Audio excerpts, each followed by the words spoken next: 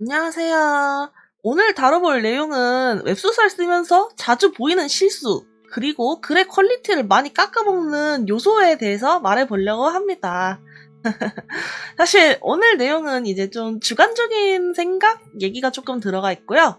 네, 항상 말씀을 드리지만 웹소설은 장점을 극대화하는 쪽이 잘 먹히는 시장이기 때문에 단점이 있어도 압도적인 장점으로 커버하실 수 있다는 점을 미리 깔아놓고 가겠습니다. 자, 먼저 들어가기에 앞서서 제가 오늘의 주제는 당신의 웹소설을 망치는 치명적인 실수들이잖아요. 네, 매일 연재를 안 한다던가 자유 연재에서 글을 쓰고 있다던가 하는 이런 정말 중요하고 기본 중에 기본인 전에 말씀드린 내용 같은 경우는 먼저 깔아놓고 가겠습니다. 전에 제가 말씀을 드렸죠? 이거는 이제 여러분들의 글쓰기 실력 이전에 문피와 시스템에 대한 이해도가 낮은 행동이에요. 절대로 하면 안 되는 행동입니다. 자, 그래서 이제 진짜 하고 싶은 말은 이겁니다. 이제 웹소설의 재미, 퀄리티가 깎이는 원인 체크리스트. 저는 개인적으로 이 두 가지가 제일 큰 것 같아요. 1번, 글이 전반적으로 밍숭맹숭하고 서술조로만 흘러감. 2번, 등장인물이 이해할 수 없는 행동을 함. 세부 설명을 드려야겠죠? 제 개인적으로 이 두 가지 중에서는 특히 이 글이 전반적으로 밍숭맹숭하고 서술조로만 흘러감. 이게 정말 치명적인 실수라고 생각을 하는데요. 이 글이 전반적으로 밍숭함, 이 케이스의 경우에는 제가 항상 강조드리는 부분이 있다는 걸 아실 거예요. 이제 좋은 웹소설에는 독자들이 무릎을 탁 치는, 이제 보자마자 캬 하는 하이라이트, 킬링 파트가 필요하다고 맨날 말씀을 드렸습니다. 그러니까 이제 감동적인 내용이거나 아니면은 이제 시원한 사이다거나 그런 식으로 독자가 봤을 때 캬 할 수 있는 그런 무언가를 이제 끝 마무리에 배치함으로써 지속적으로 좋은 기분을 느끼게 해주는 것이 바로 이제 웹소설의 셀링 포인트라는 거죠. 그리고 사실 이거는 웹소설뿐만이 아니라 대부분의 소설이 이 킬링 파트라는 거를 독자분들에게 와닿게 하는 게 가장 큰 목적이에요. 솔직히 말해서 이제 순문이라는 것도 보면 주제의식을 빌드업해서 독자분들에게 감명을 주는 작품을 쓰려고 하는 게 순문이니까요. 그러니까 여러분들은 이제 본인의 작품이 밍숭맹숭하지 않고 웹소설에서도 이제 킬링 파트와 하이라이트를 강조하는 구조를 잘 짰는지 꼭 체크를 해보셔야겠죠. 네, 제가 비유를 좀 해드리자면은 이제 웹소설에도 강약, 중간약, 강 정도의 리듬이 존재를 합니다. 네, 비유를 하자면 이런데요.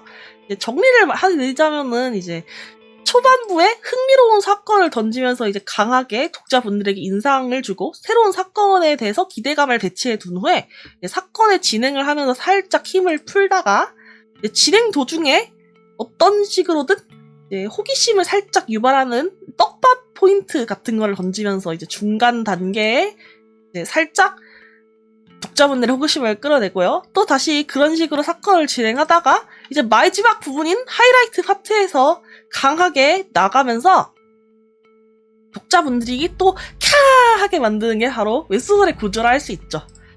사실 이제 이 하이라이트 파트 또는 이 흥미로운 사건 던지기 파트에서 보통 작품의 1화를 끝낸다는 게 그런 이유도 바로 이 강한 요소로 독자분들에게 충격을 줘가지고 계속 볼 수 있는 원동력을 마련해 주는 거라고 할 수 있죠.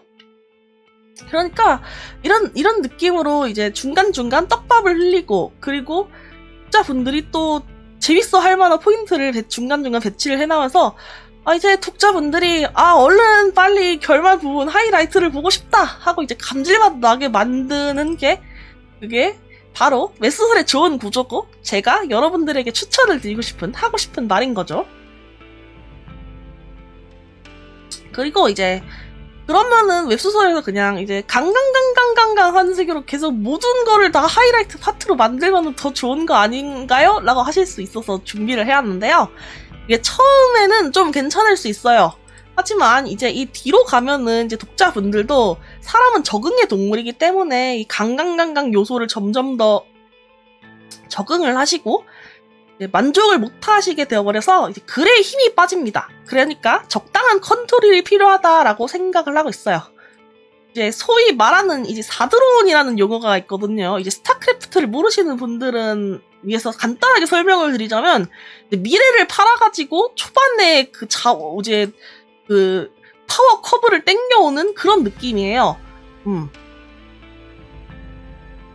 초반에는 먹힐 수 있지만 이제 후반부 되면은 지속적으로 수익을 창출하는 그런 면에서 굉장히 많이 페널티가 된다라고 말씀을 드리고 싶어요.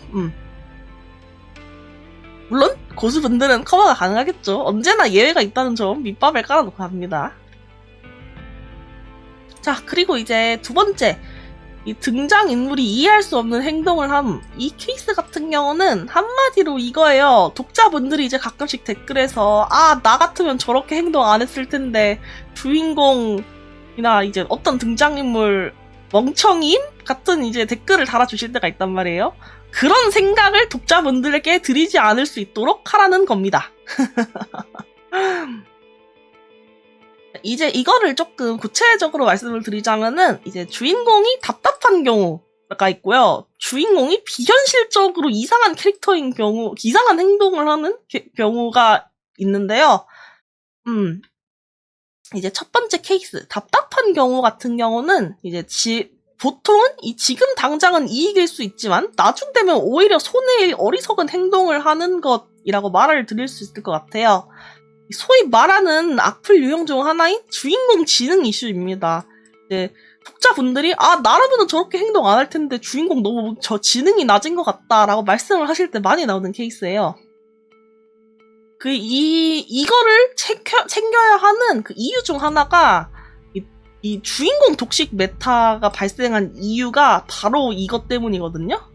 이제 독자분들이 그런 답답한 요소들을 잘 못 참으셔가지고 이제 주인공이 자신의 성과를 자랑하고 남들한테 그 비법을 공유하는 식으로 이제 주인공의 자랑을 하고 사이다를 주면은 독자분들은 워낙에 많이 봐왔기 때문에 그거를 본능적으로 느끼게 되셔요. 이제 단기간에는 사이다를 줄 수 있지만 추후 주인공이 독식해서 더 이득을 볼 수 있는 부분인데 그 주인공의 이득을 알아서 포기한 것처럼 느껴지고 주인공이 멍청한 행동을 한 것 같다라고 생각을 하게 돼서 왜 알려주고 그럼 왜 독식하지 않음? 같은 이제 불만을 가지게 되신다는 거죠.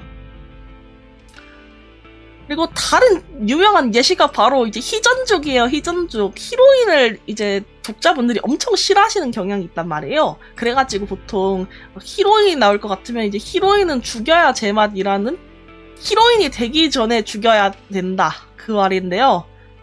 이 말이 나온 이유도 그렇습니다. 이제 여러분들도 잘 아시겠지만 이제 히로인이라는 건 보통 이제 잡혀가고 병들고 하여튼 주인공한테서 뭔가 이제 뜯어내기만 하는 민폐 캐릭터 클리셰가 굉장히 많지 않습니까? 그동안 쌓여온 게 그렇죠.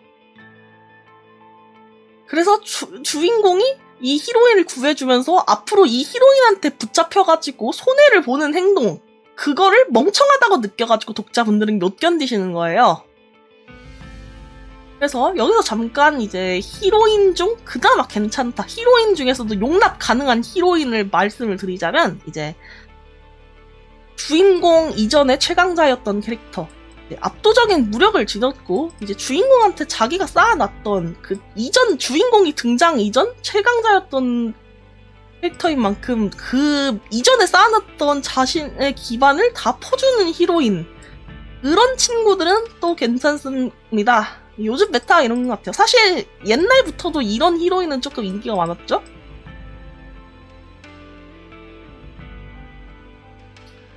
그래서 그러면은 과연 이 주인공이 이 멍청해 보이지 않으려면은 어떻게 해야 되냐라고 말씀을 하실 수가 있는데요.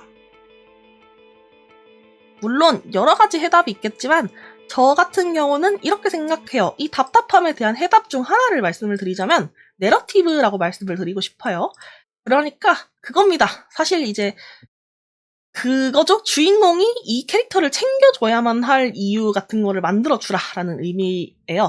그러니까 사실 보면은 주인공이 가족한테 자기가 얻은 걸 베푸는 거는 아무도 뭐라 안 하신단 말이에요.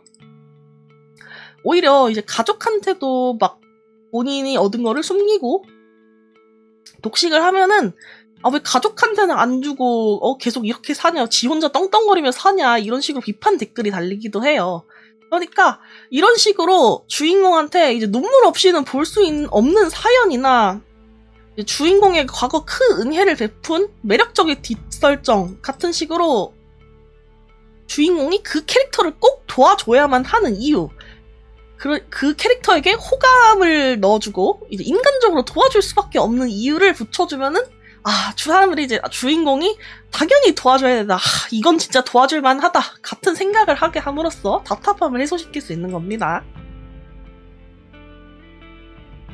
다음으로 웹소설에서 비현실적인 내용이 나타나면은 조금 몰입이 깨진단 말이에요.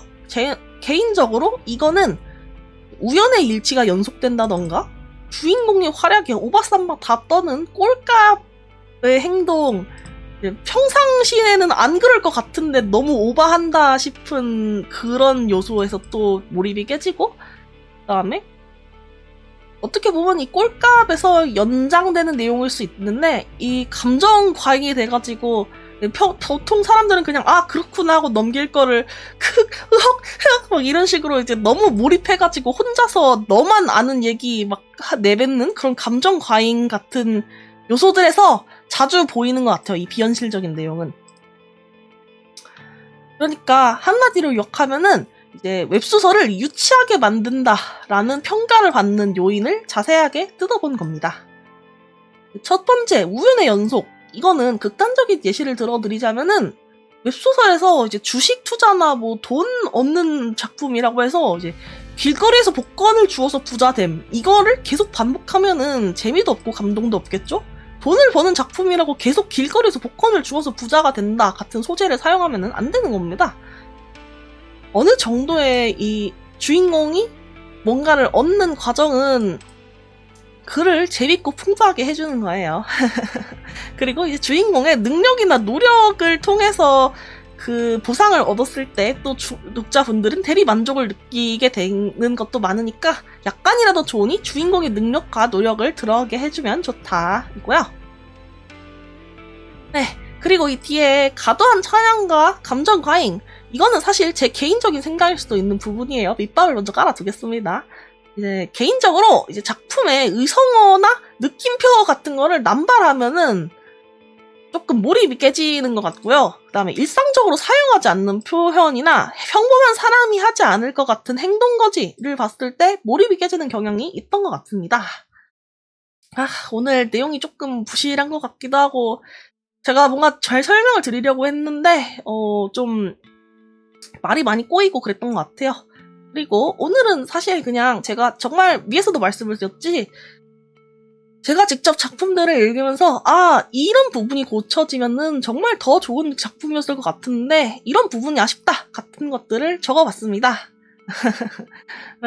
가볍게 만든 영상이에요. 그리고 이제 여러분들도 웹소설을 보시면서 이 작품에서 이거는 정말 좀 아니었다 같은 내용을 댓글로 공유해 주시면은 저의 영상이 조금 더 풍부하고 재밌어지지 않을까 싶어요. 정말 오늘도 영상을 봐주셔서 정말 감사하고 항상 행복하세요. 그럼 안녕.